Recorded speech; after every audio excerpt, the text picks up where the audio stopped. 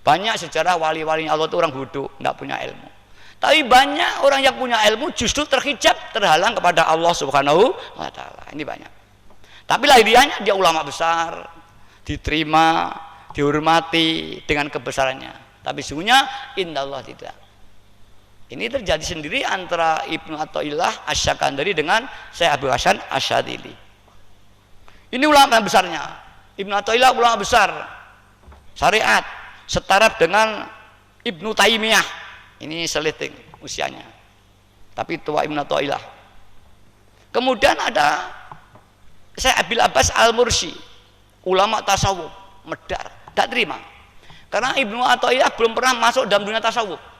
Yang dikaji masih ilmu hadis, ilmu Quran, paling tinggi filsafat Islam. Tidak bisa terima. Terus bermusuhan ini. Pada saat permusuhan, Ibnu Athaillah, jangan-jangan saya itu hanya nafsu, ijtihad. Siapa sih sebetulnya ahli riyadhah? Di saat riyadhah itulah Ibnu Athaillah ditemui Rasulullah sallallahu alaihi wasallam. Ketahuilah bahwa orang yang kau musuhin adalah orang yang kau cari. Kau mencari siapa Sultan hari ini, tapi sungguh yang kau musuh itulah adalah Sultan Aulia. Dan kau wajib berguru. Sejak itulah Ibnu Athaillah kemudian menyatakan berguru kepada Syekh Abil Abbas Al-Mursi. Jadi muridnya. Kemudian ada satu peristiwa haji. Syekh Ibnu Athaillah haji. Di sana ketemu gurunya dibimbing tawaf. Ketika mau mendekat, hilang lagi. Dia sa'i, ketemu gurunya lagi, bimbing lagi. Dia di Musdalifah, dia di Mina, ketemu terus. Kemudian dia pulang, penasaran.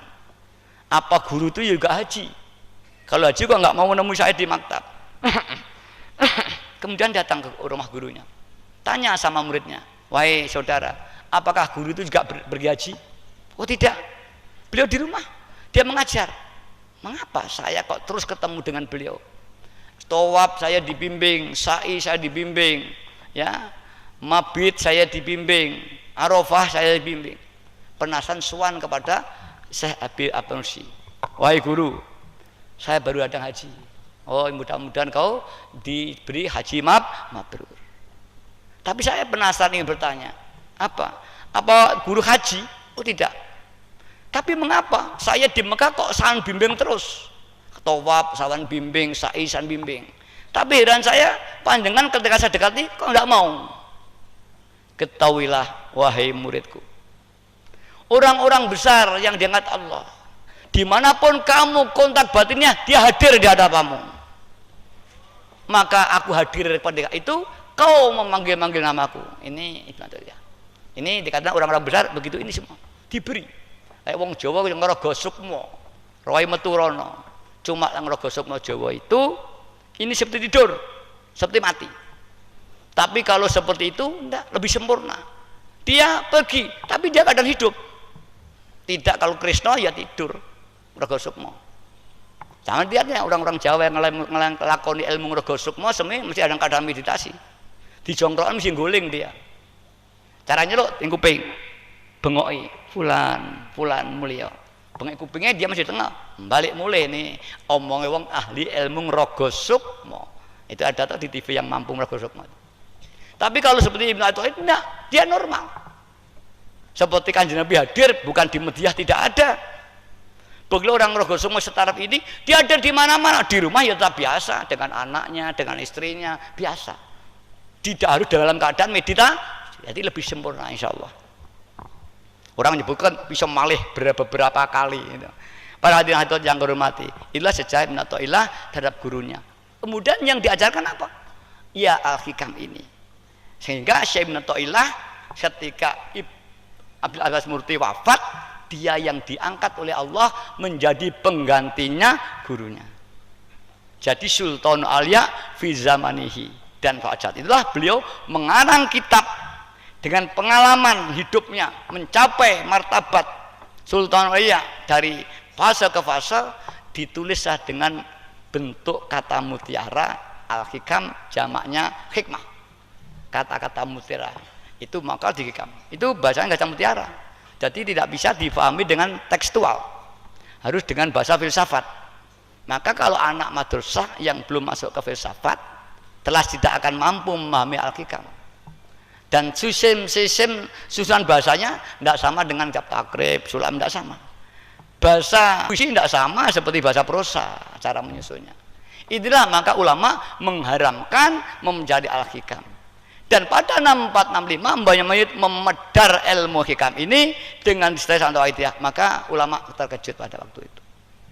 Tapi alhamdulillah sedikit demi sedikit akhirnya menerima dan menjadi sekian ratus ribu bahkan jutaan pengamal. Bahkan sekarang sudah tersiar di seluruh tanah air.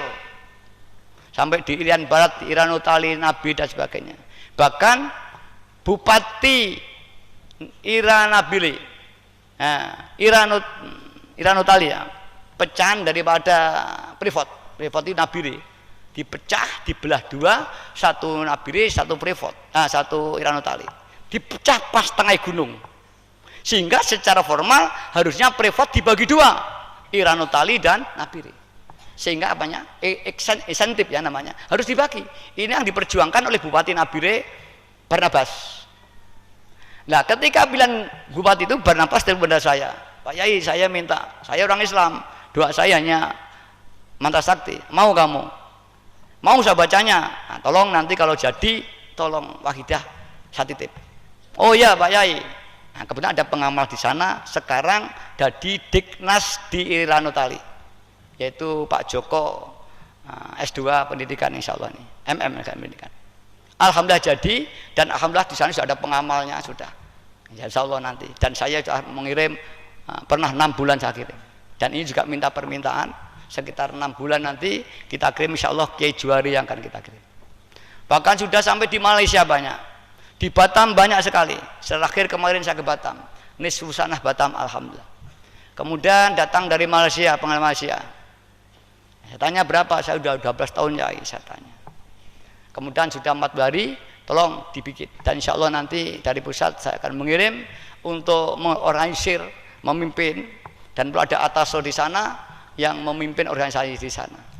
Dan kita sudah punya pengamal namanya Kaji Nuh.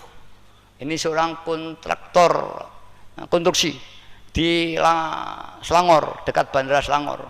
Orang warga negara asli Malaysia, keturunan Ponorogo. Semua bahasa Jawa seperti orang Suriname.